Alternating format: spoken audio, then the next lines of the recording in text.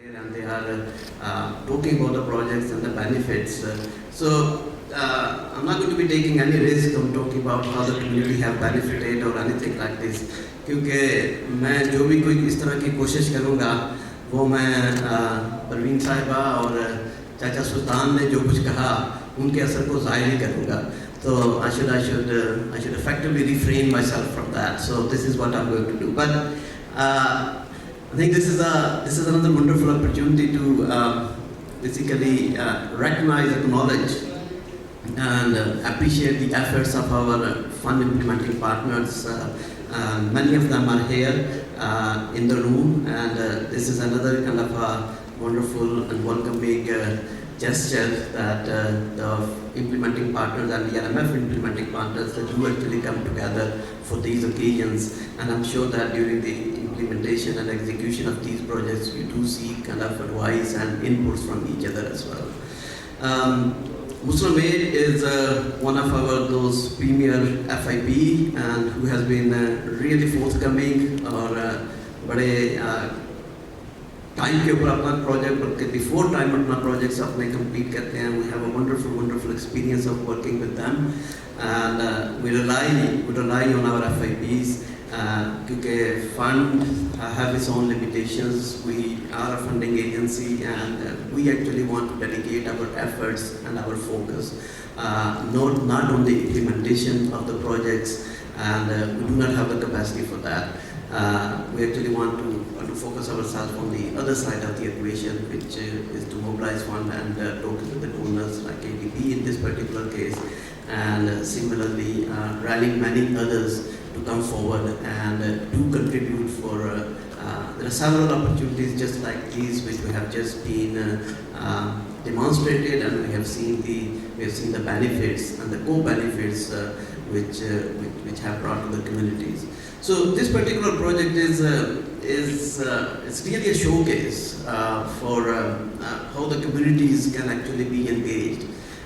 We've been hearing this for the last so many decades actually: participatory development, community-led development, community-led resilience development, and number of other terminology have actually came into the literature and gone out one way or the other.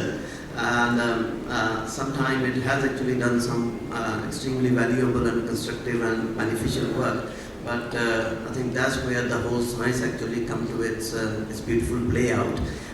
When the communities actually do see the benefits and they actually see that how their livelihood or उनके घर, मकान, education, health और दूसरी facilities जो हैं वो किस तरह से protect होती हैं. In a way, it's a simple kind of a structure. It's a Gabian wall. You put the stones together and you jacket it. But I'm not an engineer. I don't have a technical background.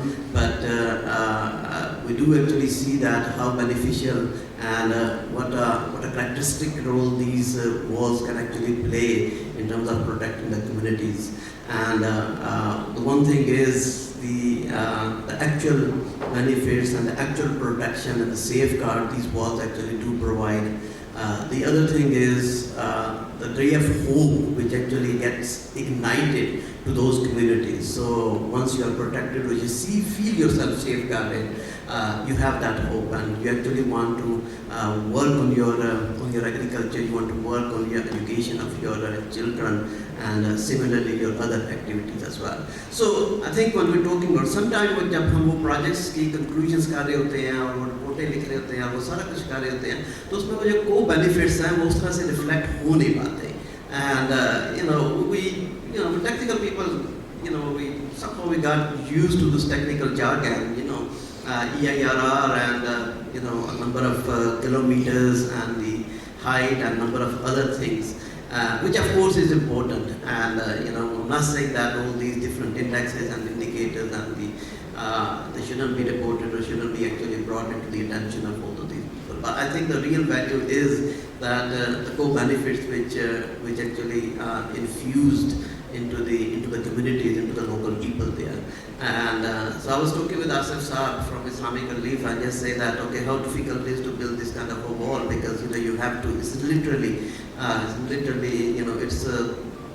it might sound a little bit kind of a metaphorical, but it is like stone by stone, because it's not something like this you can really move very, very quickly. So you really have to fix every stone and then fix the other stone, and that's the only way, which I could understand a non-engineer mind, you can have that kind of a wall. So it's a painstakingly long process, but of course it has its benefit, and we have listened to the community, and we have seen, and we are extremely happy for the work which NDRMF support from ADB, and of course executed and implemented by our fund implementing partners. So I would like to thank Muslim Aids for this wonderful work. You people have, by choice, selected the areas which are really challenging and difficult. Jadi, Killa Saifullah, Laura Lai, and I haven't gone to many of these places myself. I'm going to very few of them. I would really like to go there. But from my project teams and the colleagues, I always hear that how difficult and how challenging it is to work on those places for a number of reasons, for cultural limitations as well as the remoteness of the area itself, and to mobilize the construction teams and there. So, a lot of appreciation to a lot of thanks to you, and I think we have all the good reasons in the world to actually further strengthen our collaboration and take it forward. We are, as you know, I'll just take an opportunity for a minute or two. As you might have heard from different sources, and we've been very outspoken ourselves as well. We have learned very keenly and very carefully from the work which you have undertaken and the projects which are just about to coming to the conclusion right now, just like this one by Muslim Aids, and in the coming months I'm expecting that there are going to be more conclusion ceremonies being held here and some other places. And so what we have done is we've learned from that, and while this project execution was going on, we were actually internally very carefully sitting on our own drawing boards and were seeing that, okay, how we have to capitalize, how we have to empower our FIPs, how we have to diversify our funding, how we bring the knowledge component into it, which some of our FIPs, even some of our policymakers might have been actually struggling with it. And how do we calculate that if we are actually going to put a brick or put a stone in Lorelei or Saifullah or somewhere, that this is the best value for the money. And how do we do a reasonable accuracy and on a little bit of a scientific basis, how do we calculate that which scheme is better than the other scheme? And this for all, we need information, we need data, we need scientific knowledge. And this was one of the reasons actually that we want to actually, we took a step back and we actually tried to implement some of those measures which actually can support and can empower our FIPs, and it empowers us as well in terms of the implementation and in terms of the design of the projects as well. So NDRMF has gone through a kind of a repurposing or reorganization of its own self as well.